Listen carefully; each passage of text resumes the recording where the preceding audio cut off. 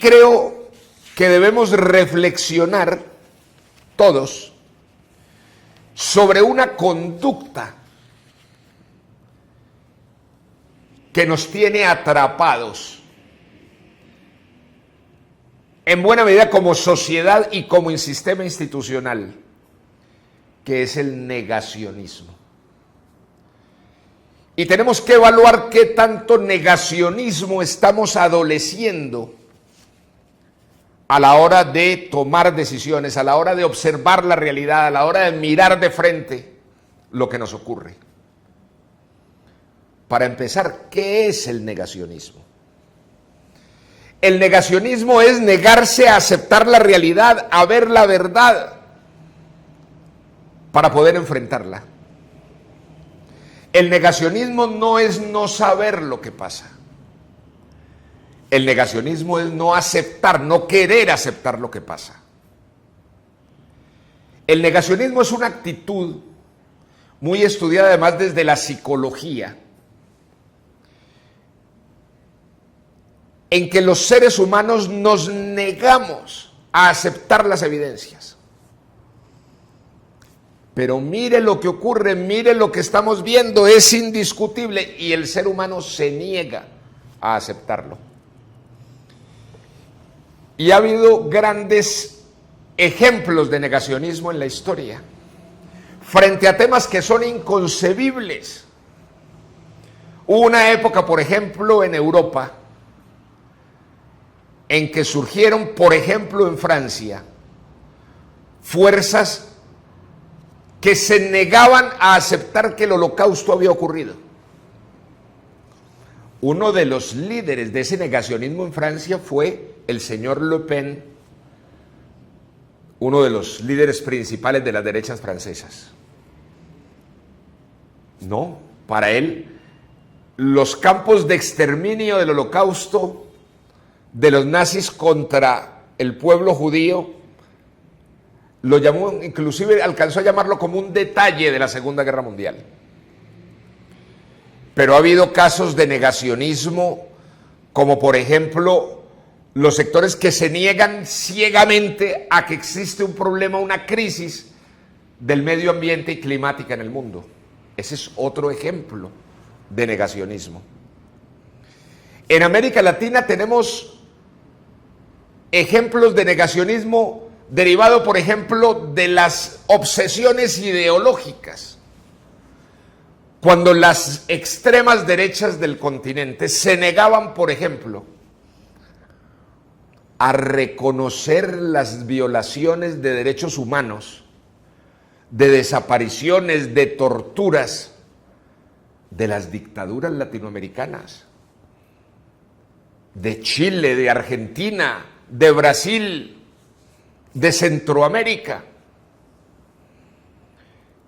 Y estamos viviendo desde la izquierda negacionismos inaceptables. Por ejemplo, la de Petro y el pacto histórico, que se niegan a ver el robo electoral de la dictadura venezolana, o las torturas y los asesinatos de la dictadura venezolana, de la dictadura nicaragüense, de la dictadura cubana.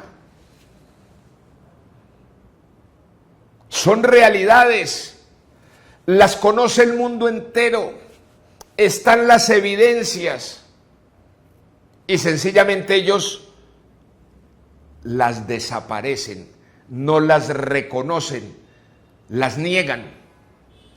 Como las negaron, por ejemplo, en la época de la Guerra Fría, frente a las barbaridades del estalinismo en la Unión Soviética. Y todos los sectores de izquierda y los partidos comunistas y los supuestos revolucionarios en América Latina defendían esos regímenes dictatoriales y del horror. De la misma manera que los sectores de las derechas, de esas locuras ideológicas, desconocían y hacían caso omiso de las barbaridades de Estados Unidos en Vietnam. Pero hay negacionismos que no solamente ocurren por ideologías, hay negacionismos que ocurren por miedos, por actitudes psicológicas, por no querer reconocer realidades o dolorosas o peligrosas.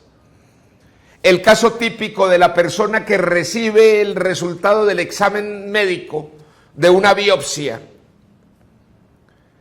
que le da el cáncer positivo y se niega a creer y dice que es que los laboratorios de Colombia no sirven y que eso hay que creerles a los laboratorios, que hay que mandar la muestra a un laboratorio extranjero.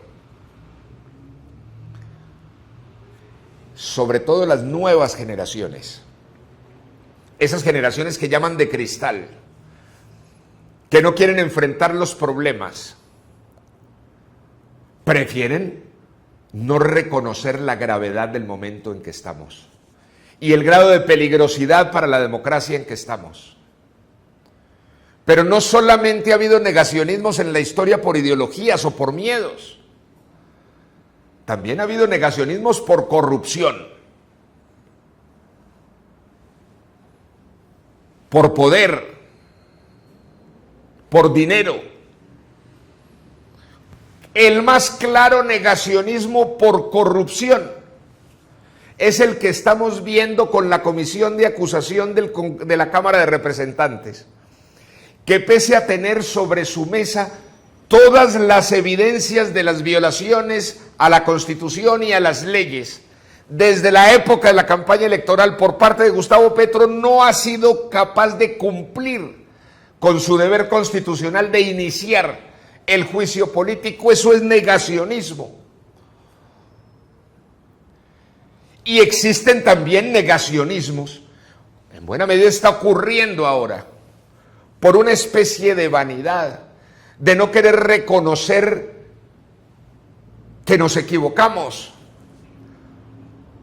por no querer ceder y conceder la razón pese a lo que estamos viendo. Y yo creo que ese es el negacionismo que tenemos que rectificar a la mayor brevedad. Y los negacionismos tienen una característica, y es que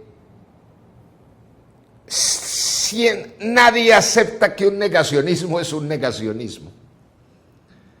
Los negacionismos siempre se visten de una razón, de una intención, de una apuesta, de una fantasía. Muchas veces con argumento, pero en el fondo, aunque pareciera presentable el argumento, en el fondo tiene pies de barro. Le ocurrió en Europa al señor la clásica historia del primer ministro inglés, el señor Chamberlain, que le cedía a Hitler y le concedía a Hitler y decía que a Hitler había que consentirlo y que había que cederle y que había que darle gusto, hasta que al final, arrinconado por la realidad, en Inglaterra tuvieron que escuchar la voz del señor Churchill y decir: aquí no hay más camino que enfrentar al tirano, enfrentar a Hitler. Como a mi juicio tendremos que hacerlo en Colombia, con Petro, como lo venimos diciendo hace más de 2 años, cumpliendo la Constitución, de juzgarlo, en el sentido de juzgarlo.